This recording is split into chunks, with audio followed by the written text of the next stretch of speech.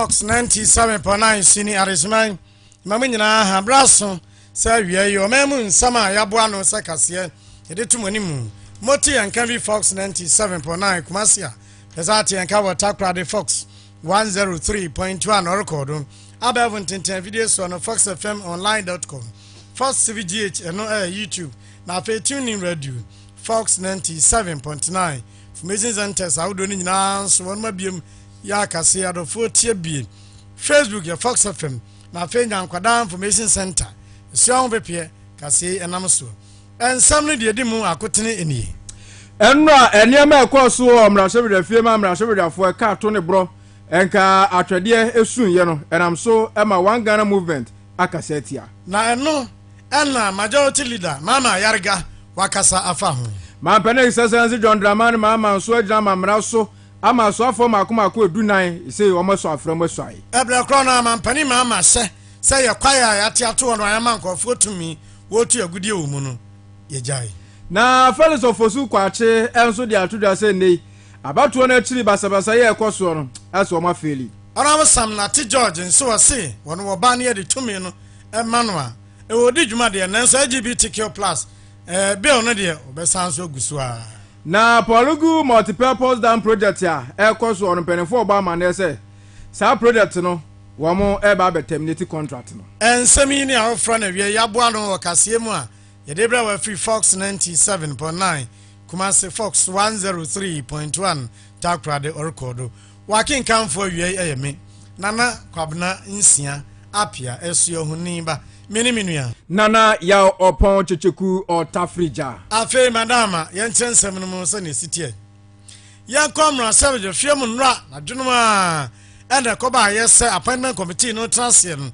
na wo veti enifo na edu ba bie no ena onum chim se ona Samuel kuje to blackwa noftom na savage ni aboni din so me so afo be hwe amano ni ensem so ko matina dwum na dom kuma no so mo kanyina no se da bi dudu no omde ba ye ne de omawie enti omuntimi nya biem dom kase no se da bi nipa no atrase mum yenye ye be yenye na ne de obetwene yonko twene de bebo ne bono afi tables ne microphones ahodo aya wadi di dwuman ya mra sabajafo yi ya ja omanyu omubrof din ono abusi ya o masese ni nyina enti ya den pa ma majority leader ona bo ma yarga ere gina mu kasa ya ma akoma eto famu etre wonom sania ekoso no enche danye nika na mo nkra se nko betimi atoa so na wonom aye nanso microphones obekasem na bia ansam trefo won so atie na omudi ama adehye wo wiase afana image, that enviable image that we have carved for ourselves to the rest of the world as a beautiful functioning democracy. I am pleading with all sides. As you can see, we would have continued, but logistically, it is no longer possible to continue. Logistically, the microphones have all been destroyed. And you know that with the microphones destroyed, it will be difficult for the media to carry the proceedings live across stations. Majority leader, Mama Yarga, honorable, na akasano, sani ya koso ni nyapapa, na Ghana nso ya to abatu abedi jumaso, ame Ewiase afana nyina age atum ntidi enti na afede ombe yi omu se yenti woto aso wodemo no a enye yi ema omu de hye na se speakers conference room wono meto aso wieye no na minority leader Honorable Alexander Afenyo Markins enso di we eto aso.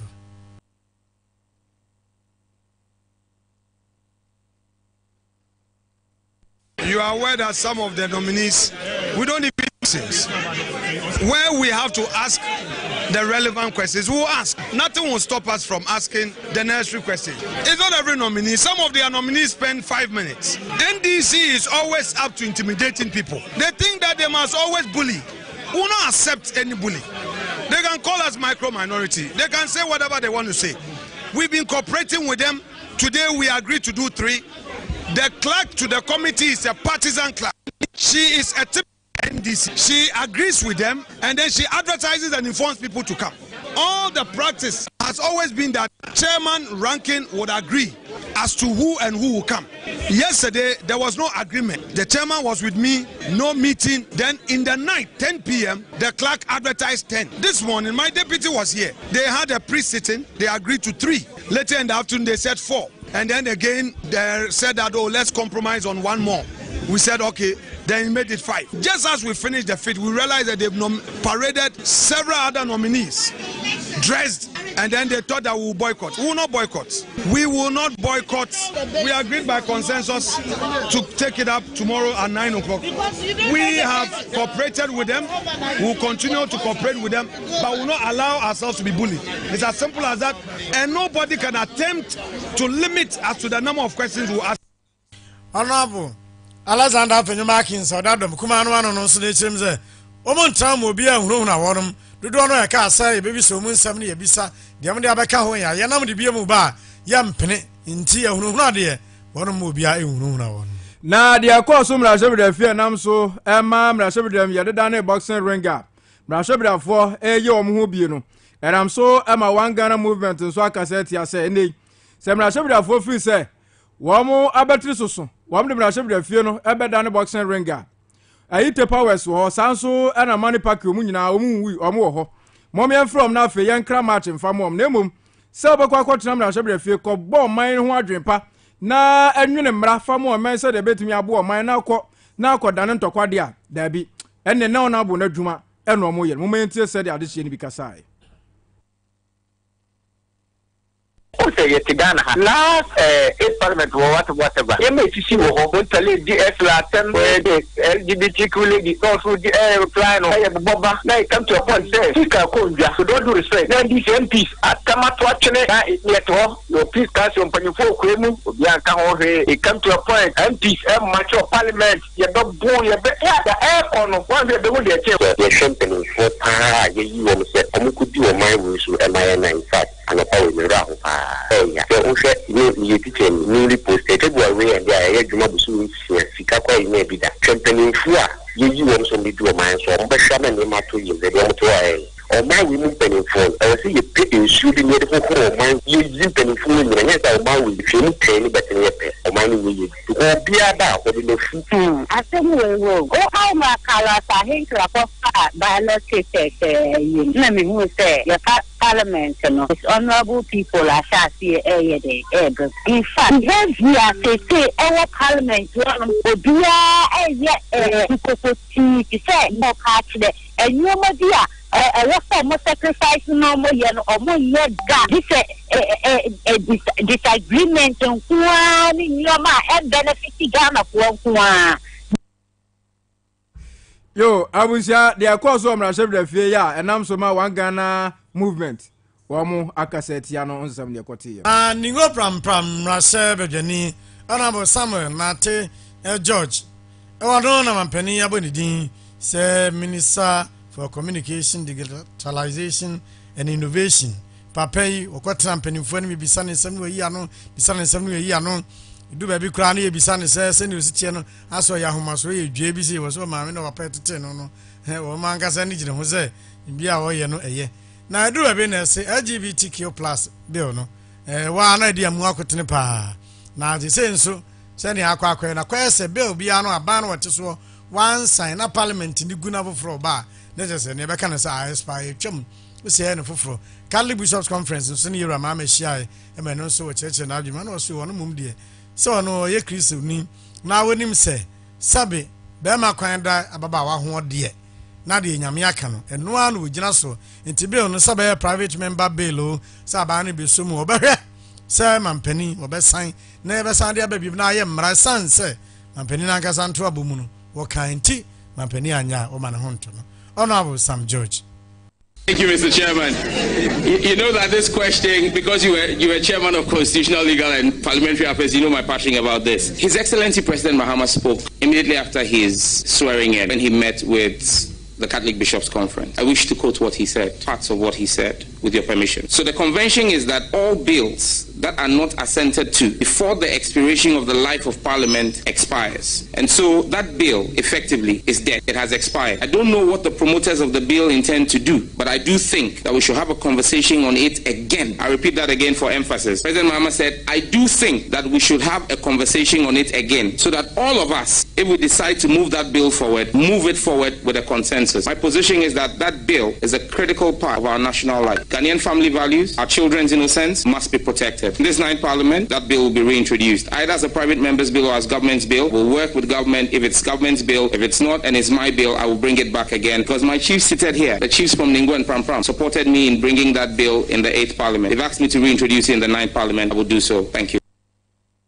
Sam Nate George na ya no say LGBTQ+ e bill no say Parliament ba kunu gu ye na ba no ansan a etwam no nkire say wo gina home yero ama nso akasa fa na kwan bi aso no na nan mebo ni chidom na sa de ne ba aso no besan pagemu biem enroda ene nipa makoma ko edu nan ya mampanik sesense John Dramani mama bo mudin mo am ko vetting committee ani mama say ya dro matum say o mefin bia ne wo ho betumi ahye o madwuma ase na o mayo madwuma no enroda na mamre ne amane akwan so mampanik sesense John Dramani mama gina mamra so ema wo so afram so ayo Jubilee House na emu eye enwotwe ena chese wo mo eye mantam so afo ene mu nsia enso ya so afo ankasa wo mo ba bedi dwuma so nkokora na wo bra wo so afram eso no exercise John Dramani mama e kasa kire wo mo ma ntie bi. As gender minister, you will be immediately confronted with the school feeding program that is riddled with debt, poor quality food, and chaotic implementation. The social protection sector is generally in distress, and you will have to fashion a way out of these challenges. For the Honorable Minister of the Interior, Honorable Muntaka Mubarak, will have the responsibility for ensuring internal security in this country. I know it is a task you will live up to. You'll also have the responsibility of improving the welfare of our security agencies, especially in the area of housing and mobility. Dr. Edward Kofi Omane Boaman, it will fall on you as Minister for Defense to marshal our resources to defend the territorial integrity of Ghana. In the face of new and emerging threats, the upsurge in terrorist activity in our West African sub-region, you would have to dig deep to lead the efforts to counter any such threats to our nation.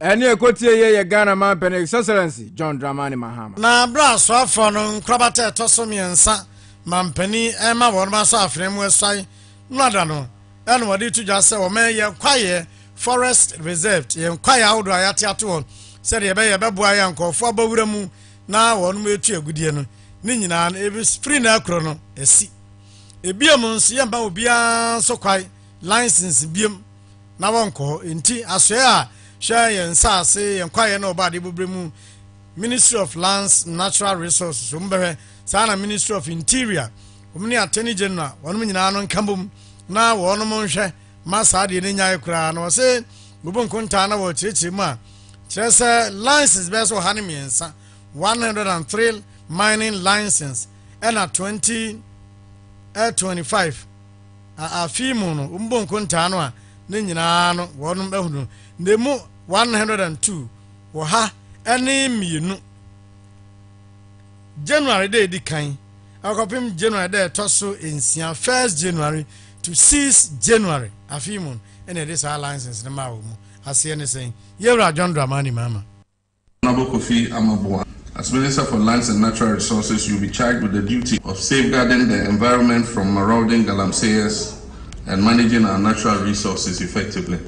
Let me take this opportunity to state that it shall be the policy of this government to ban the issuance of leases for mining in all forest reserves. We shall also move promptly to revoke all leases issued for the same purpose under the previous government. In addition, let me state categorically that this government has not given any person or group of persons any authority to carry out any form of mining in these forest reserves as recently reported. I urge the Minister for Natural Resources, Minister for the Interior, Attorney General and Minister for Justice to take immediate steps to ensure the arrest and prosecution of any persons or group of persons engaged in this illegality. I also need to state here that no member of this government is permitted to engage in any form of small-scale mining or galamsey. Galamsey. Any such persons will face sanctions which shall be swift and severe. We intend to call a stakeholder consultation on the menace of Galamsey to forge a broad consensus on the measures we intend to take to preserve our environment from wanton destruction. This will involve, but not limited to, the following: a river guard, which will employ youth from the communities affected by illegal mining. Pampani John Dramani Mama na echemunu sa miaudu bi a enkofa ma bin so betu agudi afa yesu ene enkwaye mu no miawo na ne afa memo ane bi na o mo ebo ho ban na ebie mu nso ne mpanimfo na ba mu no wo ado ho baji mu no edi ayo na ebie mu nso won mo mawura nkwaye mu no a ya o mu tu agudi ni nyina license no ya se agu na wo ye bia nso ebeso mu no emra ene obedi abuzafo ya to akase bonso na yedemo akoyanim se okoma mpani atena ya de otonkra edema ye adehye wo mampani atena ya yewura Felix kwachofosu na ewe wakasa tia anaso akasa afa abatu achi basabasa ya ekoso no ho Felix kwachofosu ede atoda se wabra Ghana ye ko abatu oso no yenina yehunsa abatu ne antikitami antijemi Nelso yatibi kura no a nkete akozibro ni beka nse man no na yatu abawie ya kampanifo se efiachi eni abofro no eno kura na basabasa ama no homene so obawe se maban na aba bonso agbauru office obetimi atwe obi twetwe na free office wo se ono de onka Ghana fo ho kura ayi na fro ebi betwetwe obi twema eboba ne de ekeka ho aye basabasa wo memu na kwachi Felix ofosu kwachi ede atudwa se ene mrashobdafo nko asetena na omonwene mmara ye befa saa de onsise obi basabasa se abato ye beto ababewie ekoye ma no ankoye ama no na se wode mra behye ne nsam se na aban na aba etide ope eno ya saa mra no entim chichire nipa na ni nipa no eni moment se de Felix kwachi fosu ekasaye no. What I believe is the cause of these problems is that whereas we have done relatively well in the management of our elections, at the very least, we've had 4 peaceful transfers of power. So we have got that right. What we have failed to do is to get the immediate post-elections period processes right. It does appear that right after elections, right after the winner is declared, our security agencies go to sleep. They effectively collapse and therefore are unable to deal with these miscreants, some of whom act this way in retribution against others who they perceive to have wronged them in the past. Mr. Speaker, it does appear that our Presidential Transition Act requires further amendment to strengthen the hands of state agencies to deal more effectively with the immediate post-elections period. Mr. Speaker, I have wondered why it is not possible for the winner of the elections to take over power immediately. We do know that in the United Kingdom, for instance, a day after a new prime minister is elected, he takes over Downing Street. So there is literally no gap that will be filled by miscreants and persons who are minded to engage in lawlessness. I think that we can go on that tangent. Abuja Felix kwachi fosu to nkra wampani atena ye nene ene ekotie ye no. Enipa nkron ana won mo PMC dibre e wadoma central na pani ba ko anu owo mu anadodo no afri se we de wabo adwuma nti bi ampanifo de bema no constituency chairman Yera George Jew ya dodo na friend chairman Agapet na beka na nu bia ma o makọ everton no na chairman Agapet bo free mu ya oni mu bi mu na de nti ofiri mu a dodo no abisa ne sa kaja ya ne je ho sa obekọ obi aso nim se wabodme sanse 1996 efiri wono NDC enwini the mass central afi no mu awini na odwuma pa abo na ka akọpa MC a ke nyina atawochi na adan na wosu eja yente chairman George Jew Manning has with the dance me NDC in 2018 opposition term up to the term. Maybe I cannot be a bit near Kase. All you to crack your NDC near now Yakokora Abdua. And I'm a person why I can know I am Manning had be a bit in pain for about a year. Be a bit in the instruction we said before say they saw NDC in the Meraphone Kokra for the dot by 2020 up to 2024. Rohe Kempire could be a nothing. You know a dot of paying for no. And not paying for them who said way I'm a fight handle price, you know, and in the Amabino. The said the assembly fear pain in the car. As a pain on and Kurani in our quarter as an agency at the Mahanaka. And to me, I'm for Kaya, yes, at the cannon, because before the far point of Ukraine, I'm original come and credit comes in the Katai. And Kana Anton Tamna, paying points and the place. The man here, yeah, costing paying for. This is a pain in the say, maybe you know, would you, and then you are what you night, the extreme out to the extra. There is 2 minimum 100 and no, and a time would be ma, maybe draw. Doma Central NDC chairman Agapet and Tiwa Wajidi, a Kenny Pangochi. Nano, and on Sunday of Futuwi, at the man, the Pangochina, one marker air pre Doma Central MC Dibrin.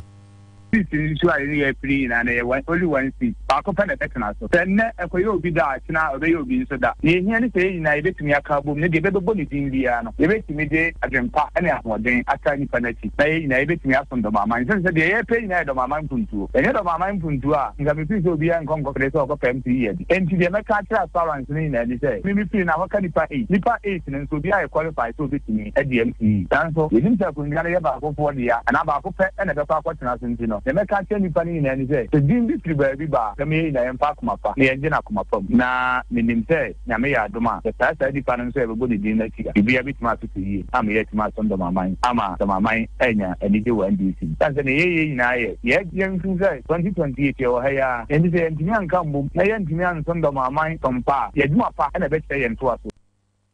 Doma Central NDC chairman Ura George Joe, Dodona Freno.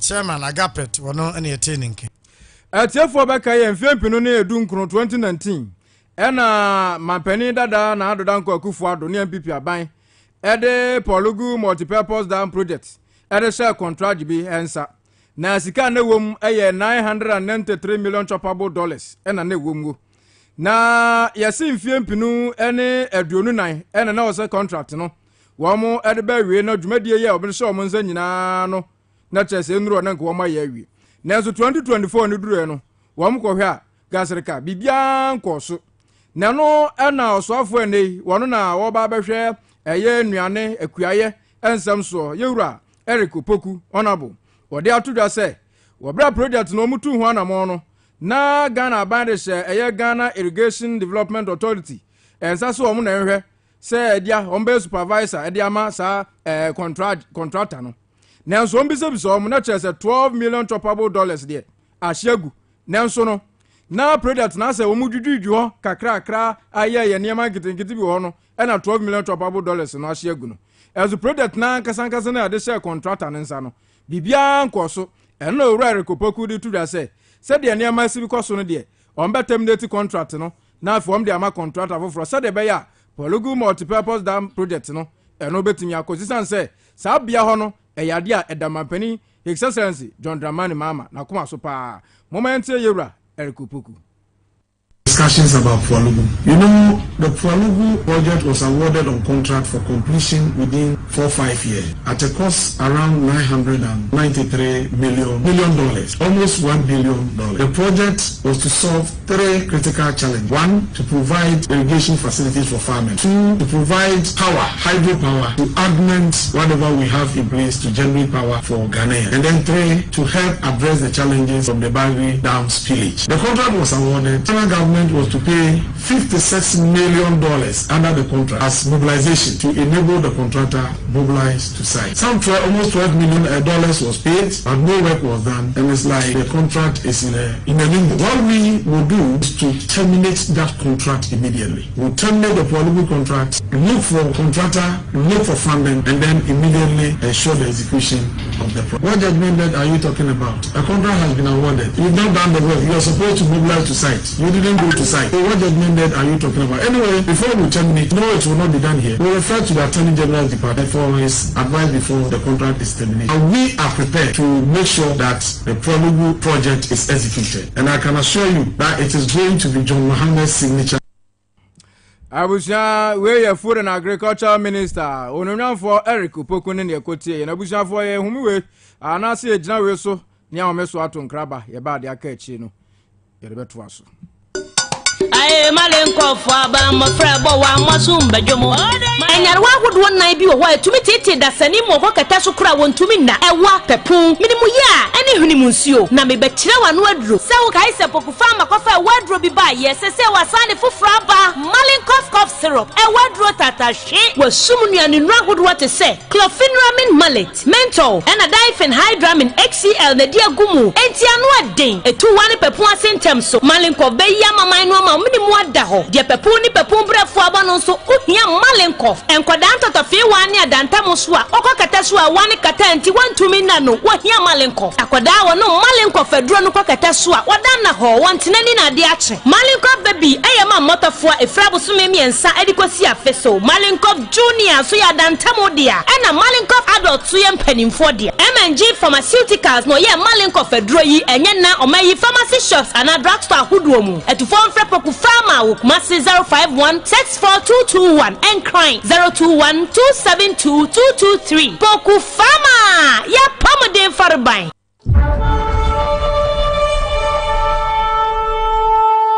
Ya command the money factor bomada. Command the money wada. So shebre wa brabo wa warrior wa juma wa dache bitirimu po enu nsusu ya papa ebebemu a disawo de mpaiba emu oden eheda nase enema bi ewu o wa brabo mu a eye mpaibo ne betima ma nya nkwa se enu guase eda wo so a onyankopɔ be na mpaye a wo boyi so ama mpega aba enu nti eneneme enkambo de bia da abrabo no num kopim no hia Minu be jina mpaiba emu odin na wode wadansia so aba. The book of Job 22 and verse 28. Thy shall also decree a thing, and it shall be established unto thee, and the light shall shine upon thy ways, in the mighty name of Jesus Christ of Nazareth. Over Facebook and YouTube, evangelist we see. Anopebia no num kopim no nsia. Betro emeye mo bisa die anaso prayer request no emfama. O Holy TV onyankopon shamo. Fox FM Information Center Association. Fox FM Information Center Association. Yeri bodon frefre obibia na fidie eda Fox. Yambosumi bia ya wade edi kan hyemu a ye hyemu no. Bosumi we su die edru ho biem. Eni nti ye frefre obibia. Ka kire wunua na wunua su nka nche ni nua. Se yambosumi hyemu na sanso edru ho biem. Se wo ye Information Center owner na woni gye ho pesa wo de wo ho bedon Fox FM Information Center Association na. Ye bie ya pro edi atom obibia. Hihye ye tra kwan e wo Kumase Roman Hill. Bia se ohwehwe Fox FM asueye so wo